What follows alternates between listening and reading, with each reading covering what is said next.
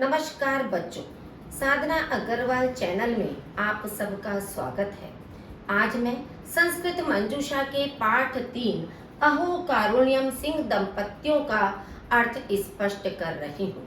यह कथा हितोपदेश से संकलित है, जिसका उद्देश्य असहाय प्राणियों के प्रति सहायता का भाव जागृत करना है।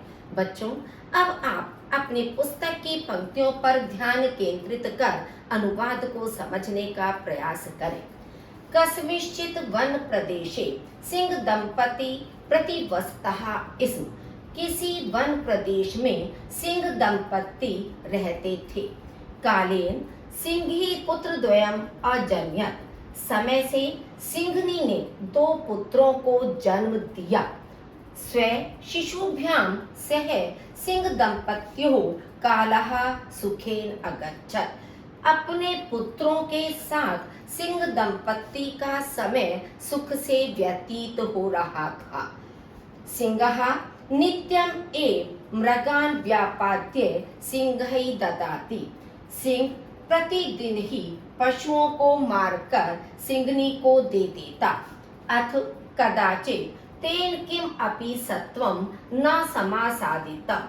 किसी समय उसे कोई भी प्राणी प्राप्त नहीं हुआ। वने भ्रमतः तस्य रविः अस्तं गता। वन में उसके घूमते हुए सूर्य अस्त हो गया। गृहम् आगच्छता तेन शृगाल शिशुः लब्धः। घर आते हुए उसे सियार का बच्चा प्राप्त हुआ। बालः अयम इति विचार्य सह सिंहै तम जीवंतम एव अर्पितवान्। यह बच्चा है, ऐसा सोचकर उसने सिंहनी को उसे जीवित ही अर्पित कर दिया या सौंप दिया। भोकान आनीतम किंचित भोजनम अस्माकम। हे प्रिय, आज हमारा भोजन क्या लाए हो, या आज हमारे लिए कुछ भोजन लाए हो। अद्य एनम शृगाल शिशु परित्यज्य न किंचित अपि लब्धम। आज इस शृगाल शिशु को छोड़कर कुछ भी प्राप्त नहीं हुआ। बालोयम इति विचार्य मया न हतः। यह बच्चा है, ऐसा सोचकर मैंने इसे नहीं मारा। इदानीम एनम एव भक्षित्वा स्वशुद्धाम शान्त्य। इस समय इसको ही खाकर अपनी भूख शांत करो। भोकान बालः अयम इति मत्वा त्वं एनम न हतवान्। हे प्रिय, यह बच्चा है, ऐसा मानकर तुमने इसको नहीं मारा। तद अहम कथम एनम स्व उदरार्थम हन्याम। तब मैं कैसे इसको अपनी उदर की पूर्ति के लिए मारूं। उक्तम च, कहा ही गया है। अकृत्यम न एव कृत्यम स्यात् प्राण त्यागः अपि संस्थिते न च कृत्यम विमुञ्चेत् एषः धर्मः सनातनः।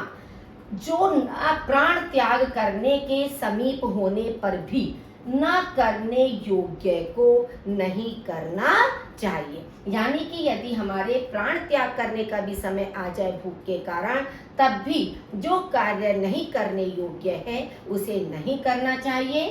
न च कृत्यम विमुञ्चेत् एषा धर्मः सनातनः।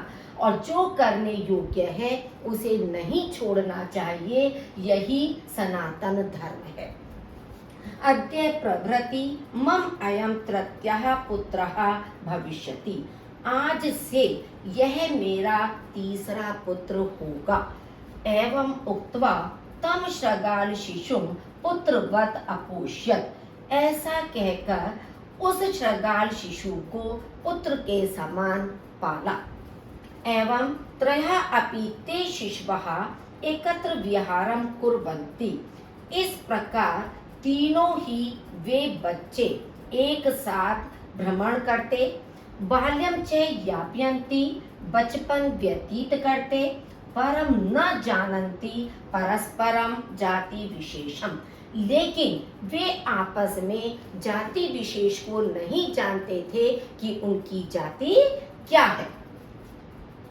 एकदा तहि वने भ्रमन् गजः दृष्टः। एक बार उनके द्वारा वन में घूमता हुआ हाथी दिखाई दिया। तम दृष्ट्वा द्वौ एव सिंहपुत्रौ अतीव क्रुद्धौ। उसको देखकर दोनों ही सिंह पुत्र अत्यधिक क्रोधित हुए। तम प्रति प्रचलितौ और उसकी ओर चल पड़े या दौड़े। तावत श्रगाल सुतः उक्तवन। तब सियार के पुत्र ने कहा, अहो गजः अयम्, अरे यह हाथी है। मां गच्छतम अस्य अभिमुखम, उसके सामने मत जाओ। एवं उक्त्वा सह द्रुत गत्या गृहं प्रति आधावत। ऐसा कहकर वह तेज गति से घर की ओर दौड़ा। तौ अपि ज्येष्ठ भ्रातुः भयात् निरुत्साहितौ अभवतम्। वे दोनों भी बड़े भाई के डर से निरुत्साहित हो गए। साधु इदम उच्यते, ठीक ही कहा जाता है। एकेन अपि सुधीरेण स उत्साहेन रणम अपतति स उत्साहं जायते सैन्यम भगने भंगम वाजुया। एकेन अपि कि युद्ध के समीप या युद्ध भूमि में एक के भी धैर्य और उत्साह बने रहने पर पूरी सेना में उत्साह उत्पन्न हो जाता है। भगने और टूट जाने पर, यानी कि उत्साह और धैर्य के समाप्त हो जाने पर पूरी सेना का उत्साह क्षीण हो जाता है या पूरी सेना टूट जाती है। ततः द्वौ अपि सिंहपुत्रौ पितरौ अग्रतः विहसन्तौ ज्येष्ठ भ्रातुः चेष्टितम् अवर्ण्यताम्। तब दोनों ही सिंह पुत्रों ने माता पिता के आगे हंसते हुए बड़े भाई के व्यवहार का वर्णन किया। यथा सह गजम वीक्ष्य दूरतः प्रणष्टः, कि कैसे वह हाथी को देखकर दूर से ही भाग गया। सह तद आकर्ण्य कोपाविष्टः तौ प्रति परुष वचनानि उक्तवान्। उसने वह सुनकर क्रोध में भरकर उन दोनों के प्रति कठोर वचन कहे। किसने कहे? श्रगाल के बच्चे ने, क्योंकि वह उन दोनों बच्चे उसकी हंसी बना रहे थे, इसलिए उसके प्रति उसने कठोर वचन कहे। तदा सिंही एकांते नीत्वा तम प्राबोधयत्। तब सिंहनी एकांत में ले जाकर उसे समझाने लगी। माँ एवं चल, ऐसा मत कहो। तब लघु भ्रातरौ एतौ, ये दोनों तुम्हारे छोटे भाई हैं। क्रोधाभिभूतः सह सिंहीम अवदत्। क्रोध के वशीभूत होकर वह सिंहनी से बोला, किम अहम एताभ्याम शौर्येण रूपेण विद्याभ्यासेन वा न्यूनः। क्या मैं इन दोनों से वीरता में, रूप में, विद्या अभ्यास में कम हूँ?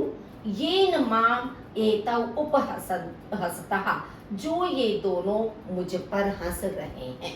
अवश्यम एतौ मया हन्तव्यौ, अवश्य ही ये दोनों मेरे द्वारा मारे जाएंगे। एतत् श्रुत्वा सिंही तस्य जीवितम इच्छन्ति उक्तवती।